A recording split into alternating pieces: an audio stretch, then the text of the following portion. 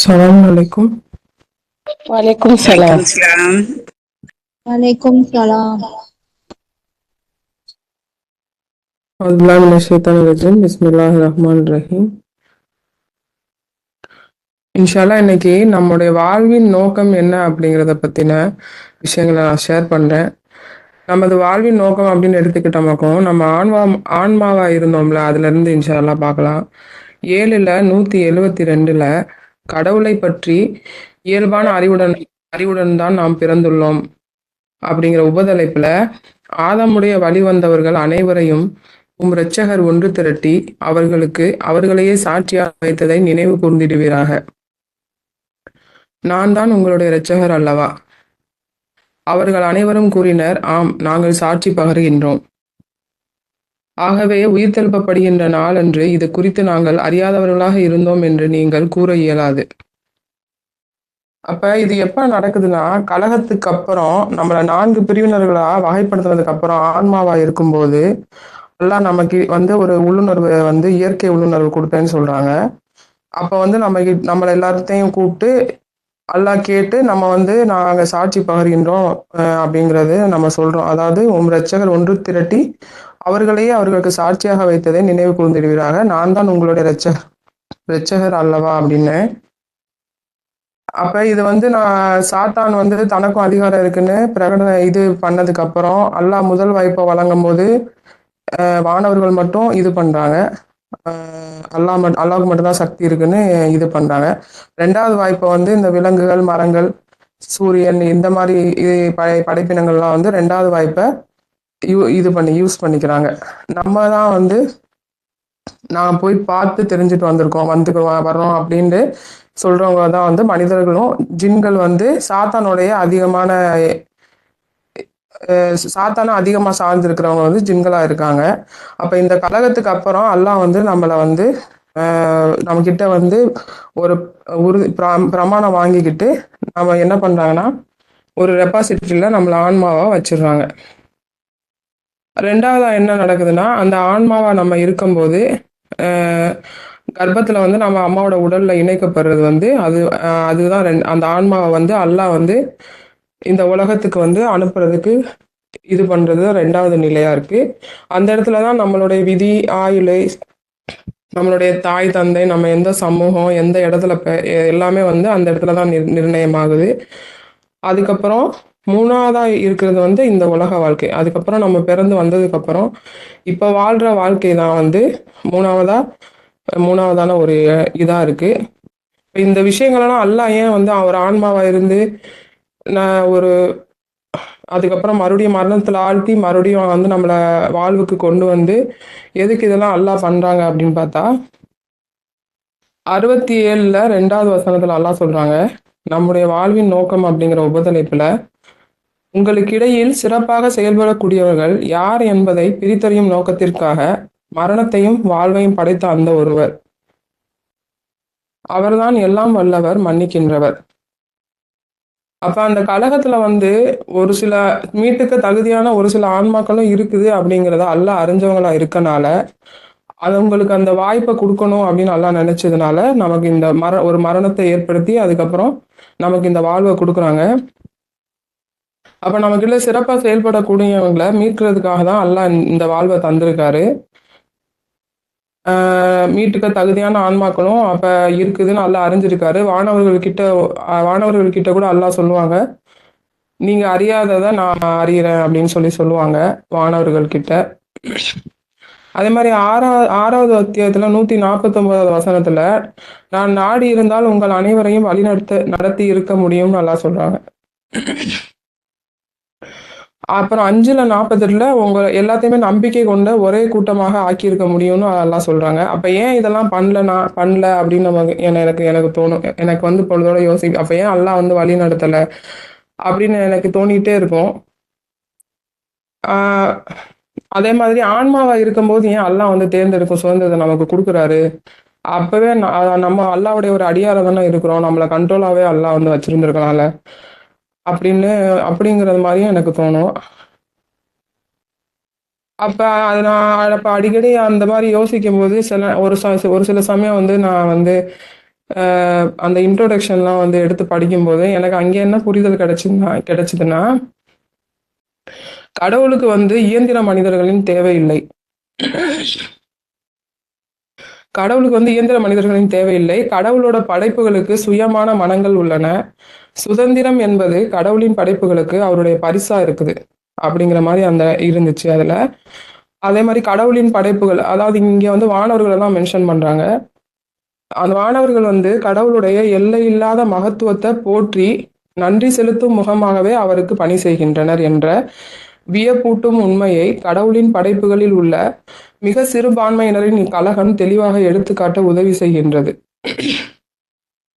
அப்ப இந்த கலகத்தினாலதான் கடவுள் வந்து கடவுளோட எல்லா படைப்புகளுக்குமே ஒரு ஃப்ரீடம் வந்து இருக்குது அப்படிங்கிற விஷயமே வந்து வெளிப்படுது. இந்த கலகம் நடந்திருக்கலன்னா அந்த விஷயமே வந்து வெளியா இருக்காது.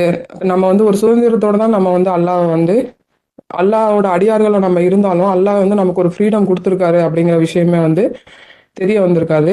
அப்ப கடவுளின் படைப்புகளான மனிதர்களுமே அல்லாஹ்வுடைய எல்லையில்லாத மகத்துவத்தை அவங்களே உணர்ந்து நன்றி செலுத்தணும். அதை அவங்க விரும்பி தானே செய்யணும். அதை இப்போ வந்து அல்லாஹ் வந்து ஒரு கண்ட்ரோலில் நம்ம வச்சுக்கிட்டாங்கன்னா அது வந்து ஒரு இயந்திரத்தனம் மிஷின் மாதிரி தான் இருக்கும் அப்படிங்கிற மாதிரி தான் இங்கே வந்து சொல்கிறாங்க. அதனால தான் வந்து அல்லாஹ் வந்து அனைவருமே வழி நடத்தலை.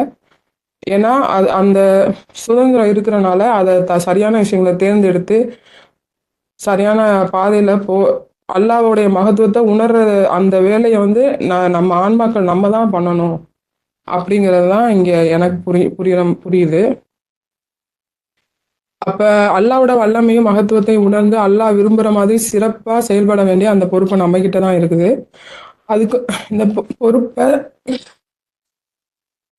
சரியா தொடர்ந்து செய்கிற திறனுடையவர்களா இருக்கிறதுக்கு அல்லாஹ் கிட்ட அதுக்கும் வந்து நம்ம அல்லாஹ் கிட்ட தான் உதவி கேட்டுக்கிட்டே இருக்கணும்.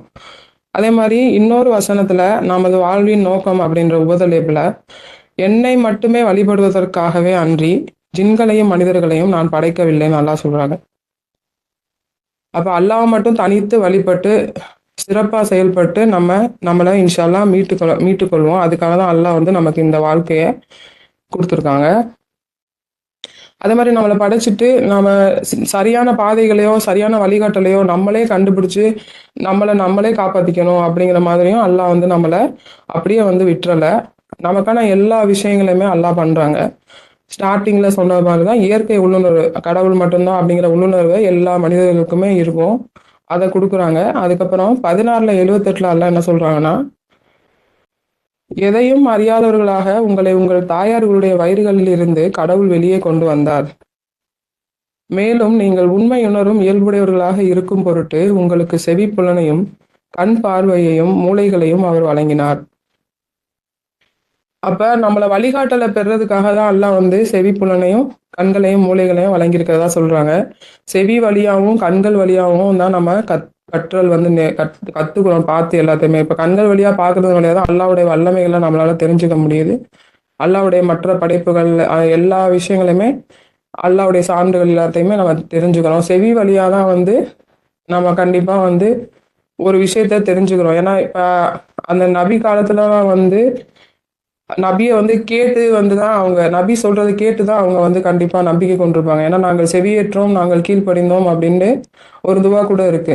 அப்ப அந்த இடத்துல வந்து நபி வந்து கண்ணால பார்க்குற சான்றுகளை காட்டலைன்னா கூட நபி சொன்ன செய்திகளை கேட்டுதான் வந்து அவங்க வந்து அல்லாஹ் மேல நம்பிக்கை கொண்டிருப்பாங்க. அப்ப செவி வழியாவும் கண்களால பார்க்கறது வழியாவும் நம்ம அதை யோசிக்கிறதன் மூலமாகவும் தான் நம்ம வந்து நல்ல பாதையை நம்மளால வந்து கண்டுபிடிக்க முடியும்.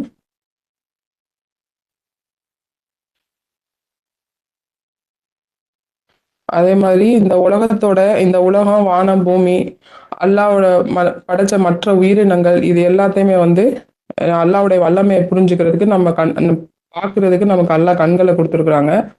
அப்ப நம்ம நன்றி செலுத்தக்கூடியவங்களா இருக்கிறதுக்காக தான் உண்மையை உணர்ந்து செயல்படுறதுக்காகவும் அல்லாஹ் வந்து செவியையும் கண்களையும் மூளைகளையும் உங்களுக்கு வழங்குறேன்னு சொல்றாங்க. அதுக்கப்புறம் நம்ம இந்த பூமியில வாழ்றதுக்கு தேவையான நிறைய விஷயங்களை வந்து அல்லாஹ் வந்து கொடுக்குறாங்க. 17ல சாரி. அப்புறம் இன்னொரு வசனத்துல 17ல 36வது வசனத்துல முக்கியமான உபதேசம் அப்படிங்கிற ஒரு உபதலைப்புல அல்லாஹ் என்ன சொல்றாங்கன்னா, உங்களுக்காக நீங்களே சரிபார்த்து கொண்டாலே அன்றி எந்த தகவலையும் நீங்கள் ஏற்றுக்கொள்ள வேண்டாம். நான் உங்களுக்கு கேட்கும் திறனையும் கண் பார்வையையும் மூளையையும் வழங்கியுள்ளேன். மேலும் அதனை பயன்படுத்துவதற்கு நீங்கள் பொறுப்பாகின்றீர்கள். அப்ப அதே மாரி இந்த 3யுமே வந்து நம்ம பயன்படுத்துறதுக்கு வந்து நமக்கு பொறுப்பு இருக்குது. நம்ம எந்த ஒரு விஷயத்தையுமே வந்து கரெக்ட்டா, தப்பா அப்படிங்கிறத நம்மளே வந்து ஆராய்ந்து தெரிஞ்சுக்கிறணும் அப்படிங்கிறதையும் அல்லாஹ் வந்து அப்ப இத பயன்படுத்தலைன்னா, அது வந்து அதுக்கான கூலி வந்து தண்டனை வந்து நமக்கு இருக்குது. அதே மாரி அதே நேரம் அத வந்து சரியாவும் நம்ம பயன்படுத்தணும். இப்ப நார்மலா வந்து மேக்ஸிமமா நம்ம எப்படி இருக்கோம்னா, நம்மளுடைய குடும்ப விஷயங்களுக்குள்ள கூட யாரையுமே நம்ம தலையிட விட மாட்டோம். ஒருத்தவங்க நல்ல ஒரு கருத்து சொன்னா கூட பெருசா நம்ம அத கன்சிடர் பண்ண மாட்டோம். அவங்க எங்க நம்மள இன்ஃப்ளூயன்ஸ் பண்றாங்க, நம்மள பிரெயின் வாஷ் பண்றாங்க அப்படின்னு நம்ம ரொம்ப அலர்ட்டா இருப்போம். ஆனா மார்க்கம்னு வந்துட்டா என்ன பண்ணுவோம்னா, ஒருத்தர் சொல்ற கருத்த கேட்டுட்டு அத அப்படியே ஏத்துக்கிட்டு நம்ம பின்னாடியே போயிடுறவங்களும் நெறைய பேர் நம்ம இருக்கோம். எல்லாரும் அப்படி கிடையாது. ஆனா பெரும்பாலும் அப்படிதான் இருக்காங்க. அப்ப ஒரு குடும்ப விஷயத்துக்குள்ளக்குள்ள யாரையுமே நுழைய விடாம இருக்கிறவங்க, ஆனா மார்க்கத்த வந்து ஈஸியா தூக்கி அடுத்தவங்க கையில குடுத்துட்டு, அவங்களுடைய கருத்துக்கள அப்படியே நம்புறது. அந்த மாதிரி ஈஸியா அடுத்தவங்க கையில அந்த மார்க்கத்த ஒப்படைச்சுட்டு, நம்ம பாட்டுல வேற வேலைய பார்த்துட்டு இருக்கோம். இந்த உலக வாழ்க்கையில மூழ்கிடுறோம். ஏதாவது ஒரு சந்தேகம் வந்துச்சுன்னா, மார்க்க சம்பந்தமா இல்ல ஏதோ ஒண்ணு அத உடனே ஒரு நல்ல கற்று தேர்ந்தவர்ட்ட போய் கேட்டுக்கிறது. அவர் என்ன சொல்றாரோ அதபடியே நடக்கிறது. நம்ம அல்லாஹ் என்ன சொல்லியிருக்காங்கன்னு நம்ம டைரக்ட்டா வந்து அல்லாஹ் கிட்ட வந்து போறது கிடையாது. அப்ப இது இது இது இந்த மாரி டைரக்ட்டா நம்ம சொந்தமா எல்லாத்தையும் யூஸ் பண்ணணும். செவி, கண்கள், மூளைகள் எல்லாத்தையும் சொந்தமா யூஸ் பண்ணணும் அப்படிங்கிறது தான் அல்லாஹ் வந்து சொல்றாங்க. அப்ப இதே மாரி நம்ம பணத்தையோ, நம்ம பிள்ளைகளையோ வந்து யார்ட்டயாவது தூக்கி நம்ம குடுத்துருவோமா? ஆனா அந்த மார்க்க விஷயங்கள மட்டும் ஒருத்தர் சொல்றத அப்படி நம்ம அவங்க கையில குடுத்துட்டு, அவங்க என்ன அவங்க அவங்களுக்கு என்ன புரிஞ்சுச்சோ அத தான் அவங்க சொல்லுவாங்க.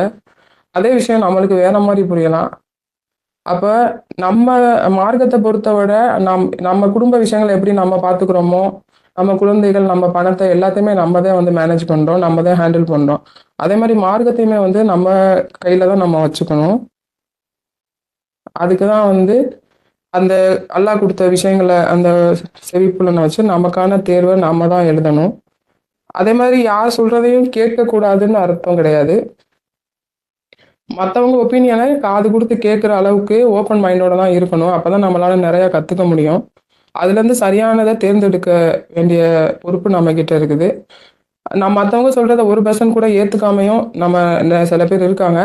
மத்தவங்க கருத்துக்கு எந்த கேள்வியும் கேட்காம உடன்படுறது ஒரு எக்ஸ்ட்ரீமு. யாரோட கருத்தையும் ஏத்துக்காம, எ அத காதுலயே வாங்கிக்காம இருக்கிறது, அதுவும் ஒரு எக்ஸ்ட்ரீமா தான் இருக்கு. இப்ப இந்த 2 எக்ஸ்ட்ரீமான மனிதர்கள நம்ம பார்க்கும்போது, நம்ம நம்மளுக்கு ஒண்ணு நல்ல வேளை நம்ம இப்படி இல்ல அப்படின்னு நமக்கு தோணுச்சுன்னா, அதுவே வந்து ஒரு பிளெஸ்ஸிங்ஸ் தான் நம்ம கடவுள்கிட்ட இருந்து.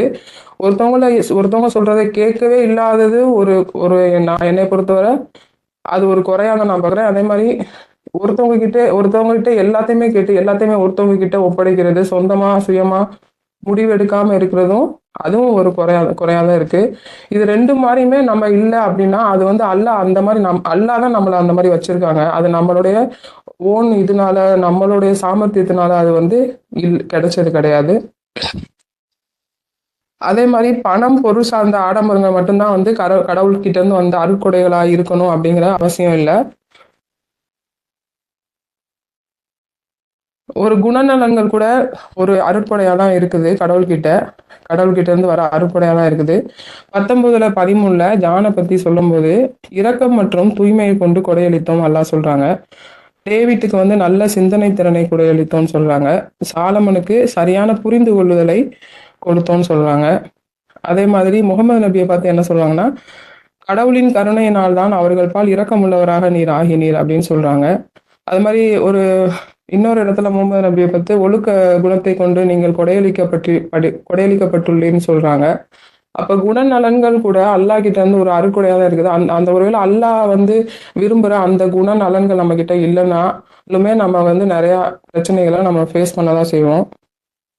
அப்ப வந்து அருட்கொடைகள் நம்ம பார்க்கும்போது வெறும் பணம், பொருள் சார்ந்த ஆடம்பரங்கள் அதை மட்டுமே நம்ம தேடிட்டே இருந்தோமாக்கும் நமக்கு வந்து பிளெஸ்ஸிங்ஸ் கிடைச்சிருக்குது அப்படிங்கிறத வந்து நம்மளால வந்து திருப்தி பட்டுக்கவே முடியாது. அதே மாதிரி நம்ம சொல்ற அர்த்தத்திலேயே புரிஞ்சுக்கிற ஒருத்தவங்க நம்ம கூட இருந்தா கூட அது கூட ஒரு பிளெஸிங்ஸ் தான். ஏன்னா நம்ம சொல்ற அர்த்தத்திலேயே புரிஞ்சுக்காம தான், அந்த புரிதல் இல்லாம தான் நிறைய பிரச்சனைகளே நம்மளுக்குள்ள நிறைய பேர் பொதுவா வருது. நிறைய பிரச்சனைகள் வருது. அந்த இடத்துல வந்து நிம்மதி இல்லாம போகுது, அமைதி இல்லாம போறதே வந்து நம்ம சொல்றத சொல்ற மாதிரி யாருமே புரிஞ்சுக்க மாட்டாங்க. அந்த மாதிரி ஒரு ஆள் உங்க கூட இருந்தா கூட அது கூட ஒரு பிளெஸிங்ஸா தான் இருக்கு அல்லாஹ் கிட்ட இருந்து. அது மாதிரி 17:70 ஆதாமின் சந்ததியினரை நாம் கௌரவப்படுத்தினோம். மேலும் கரையிலும் கடலிலும் அவர்களுக்கு சவாரிகளை வழங்கினோம். நல்ல வாழ்வாதாரங்களை அவர்களுக்கு வழங்கினோம். நமது படைப்பினங்கள் பலவற்றை விட அவர்களுக்கு மிக பெரும் மேன்மைகளை தந்தோம் நல்லா சொல்றாங்க.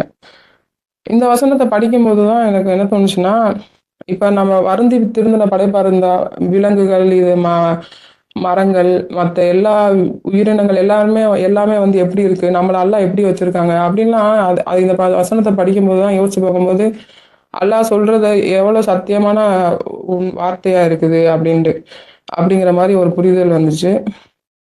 இப்போ விலங்குகள் பறவைகள் எல்லாமே வந்து அவங்க ரெண்டாவது வாய்ப்பை பயன்படுத்திக்கிட்டாங்க. அதுக்கு அதுக்கு இதாக பணி செய்யறதுக்காக தான் அல்லாஹ் வந்து இங்கே அவங்கள நமக்கு அனுப்பிச்சு வச்சிருக்காங்க. அவங்க எல்லாத்தையுமே வந்து நம்ம வாழ்றதுக்கு ஒரு காரணியா வந்து அல்லாஹ் கொடுத்துருக்காங்க.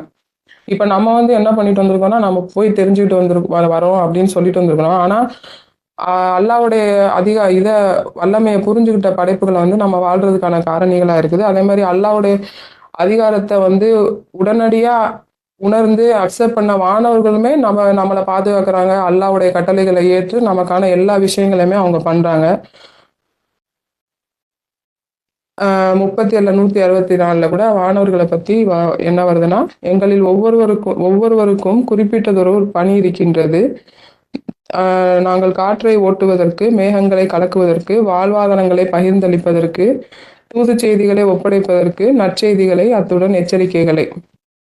அதே மாதிரி தூது செய்திகளையும் வேதம் வழங்க நபிகளுக்கோ இல்ல தூதர்களுக்கோ கொண்டு வந்து சேர்க்கக்கூடிய வேலைகளை வந்து வானவர்கள் தான் பண்றாங்க. அப்ப அல்லாஹ் வந்து ஆதாமின் சந்ததியினரை வந்து நாங்க கௌரவப்படுத்தியிருக்கிறேன் அப்படின்னு அல்லாஹ் சொல்றாங்க.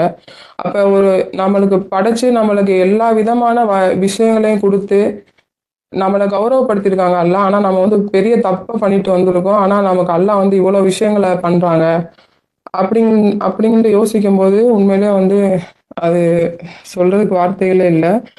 அதே மாதிரி இந்த உலகத்துல நம்ம வாழ்றதுக்கு தேவையான விஷயங்கள் அல்லாஹ் வந்து என்னென்ன கொடுத்துருக்கேன்னு சொல்றாங்க. 16வது அத்தியாயத்துல 5-16 வரை வாசிக்கிறேன் இன்ஷா அல்லாஹ்.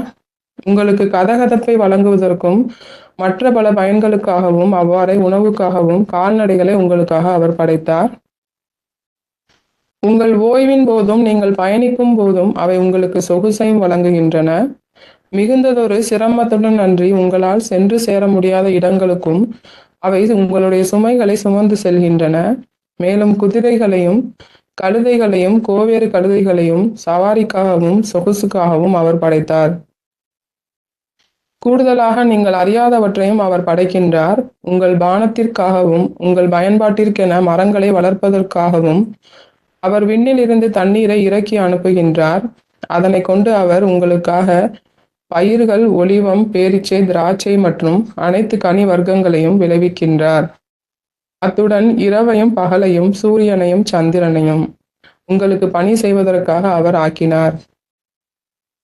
மேலும் நட்சத்திரங்களும் அவருடைய கட்டளையால் பணிக்கப்பட்டுள்ளன. மேலும் உங்களுக்காக பூமியின் மீது பல்வேறு நிறங்கள் கொண்ட பொருள்களையும் அவர் படைத்தார்.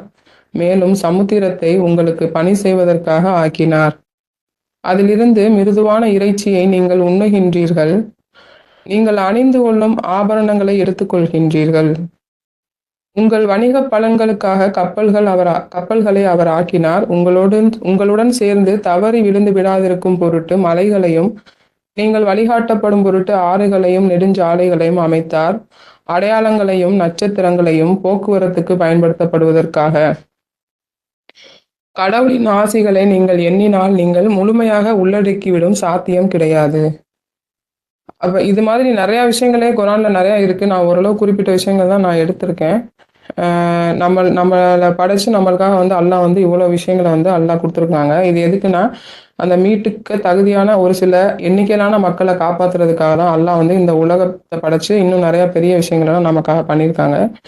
அப்ப இந்த வாழ்க்கையை பொறுத்தவரை நம்ம எல்லாருக்குமே ஏதோ ஒரு சூழ்நிலையில நம்மளுக்கு எல்லாருமே யோசிச்சிருப்போம். அல்லாஹ் வந்து பெருசா என்னத்த நமக்கு குடுத்துட்டாங்க அப்படிங்கிற மாரி நம்ம யோசிச்சிருப்போம். ஆனா வந்து அல்லாஹ் வந்து இந்த உலகத்தையே நமக்கு குடுத்துருக்காங்க அப்படிங்கிறது தான் அப்படிங்கிற விஷயம் வந்து நமக்கு வந்து நம்ம ஞாபகமே வச்சுக்கிறது இல்ல.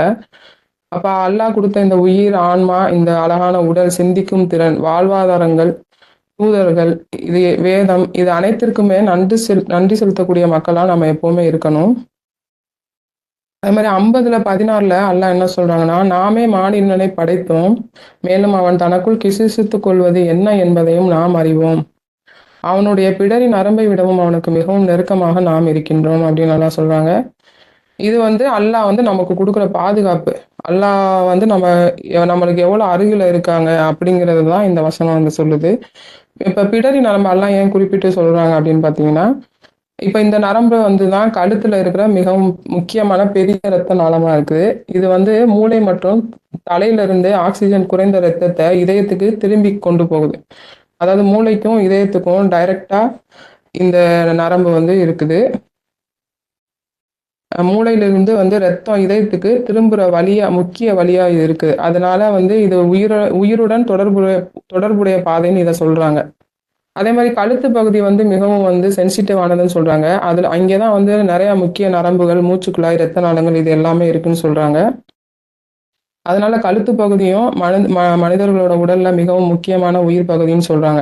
இப்ப இந்த நரம்பு தான் அந்த உயிர் செயல்பாடு தொடர்றதுக்கு நெறையா நரம்புகள் இருந்தாலுமே, இந்த நரம்பு வந்து உயிர் செயல்பாடு தொடர்றதுக்கு முக்கியமான ஒரு விஷயமா இருக்கிறனால, இந்த நரம்பு வந்து அல்லாஹ் குறிப்பிட்டு சொல்றாங்க. அப்ப இது உயிர் தொடரும் பாதைன்னு சொல்றாங்க. அப்ப நம்ம உயிரை வந்து தாங்கி நிற்கிற நரம்பை விட நமக்கு மிக நெருக்கமா அல்லாஹ் இருக்காரு அப்படிங்கிறது தான் இந்த வசனம் சொல்லுது. அடுத்து அவன் தனக்குள் கிசுகிசுத்துக் கொள்வது என்ன என்பதையும் நாம் அறிவோம்னு அல்லாஹ் ஏன் சொல்றாங்கன்னு பார்த்தா, அல்லாஹ் வந்து அல்லாஹ்வின் பார்வை வந்து எல்லா இடத்துலயுமே இருக்குது. அல்லாஹ் எல்லாவற்றையும் சூழ்ந்து இருக்காரு.